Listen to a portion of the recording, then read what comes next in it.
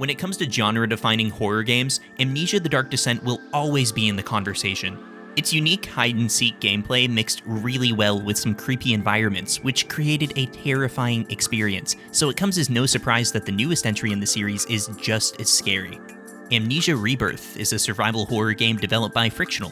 In the game, you play as this girl named Tassie, a French archaeologist whose plane crashed on her way to an expedition.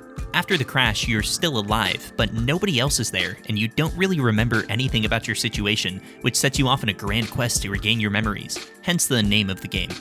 It's a really immersive experience that's super creepy, and its sound design deserves so much praise. Now, Frictional Games is known for having amazing sound design. I mean, they even suggest wearing headphones before playing Amnesia: The Dark Descent, so you know they mean business. But their prowess in making your ears feel things really began shining in 2014 during the release of the game Soma.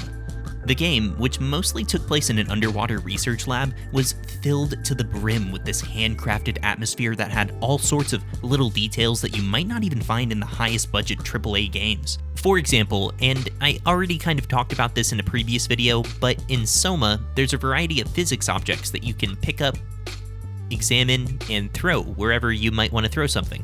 But when you throw something on the ground in Soma, you don't get a generic something hitting the ground sound effect. There's a unique hitting the ground sound clip for every single object in this game. Seriously, every object that you see here has a unique sound, which is insane and completely unnecessary, but it really adds to the world that they were trying to create.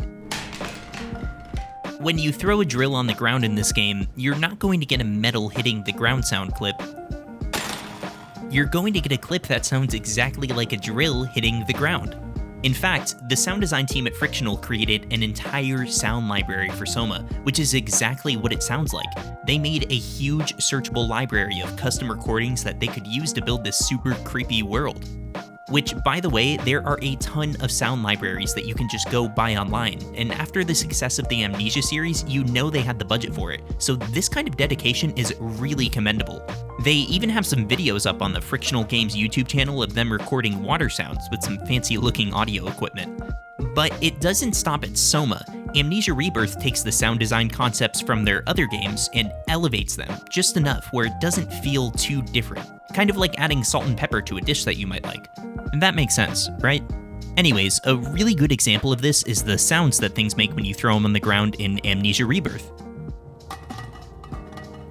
Now, I picked up almost every little thing that I could find in this game, and I can say without a doubt that, like Soma, they all have a unique sound when they hit the ground, which 5 years later is still super impressive.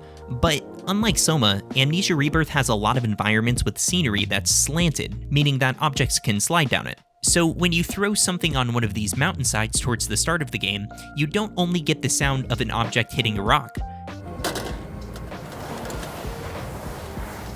you also get the sound of it sliding down onto the sand. Objects that you throw dynamically change sounds when they slide onto different surfaces, which is really satisfying and a great example of the small details that you'll find when playing this game. But big details matter too, and thankfully, Amnesia Rebirth doesn't leave them hanging. The soundtrack to the game is very ambient and feels a lot more like Soma's soundtrack than it does to the first two Amnesia games.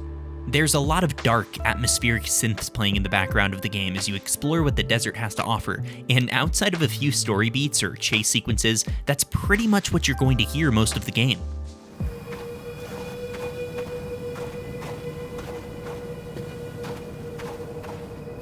But that isn't necessarily a bad thing. The ambient noise playing throughout the game creates a sense of tension that can often be interrupted by the amount of fear that your character has. See, in Amnesia Rebirth, when your character is afraid of something, she begins to accumulate fear. This can happen by being in a dark place for too long, seeing a dead body, looking down at a long drop, things like that. As you accumulate fear, Tassie begins to hallucinate, a lot of which are a mixture of visual and auditory hallucinations. It's a very similar mechanic to the one that's in Amnesia: The Dark Descent. But instead of having to check your inventory to see where your mental state is at, Amnesia Rebirth places this border around your screen and plays a really gross sound to indicate that your fear is beginning to grow.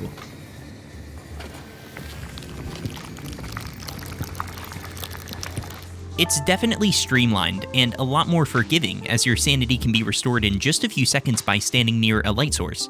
But if you leave that light source and stay in a dark place for too long, something like this might happen. This kind of scare is almost always surprising, because at least in my experience with the game, it would only happen when I was exploring a new area or traversing a puzzle, not while I was trying to avoid a monster. Frictional games also patched this specific scare while I was playing through the game to make it a little less frequent, so maybe that has something to do with it too, but the whole sanity and fear system feels way more modern in this one. Another thing that is awesome about Amnesia Rebirth is the main character Tossi's voice actor.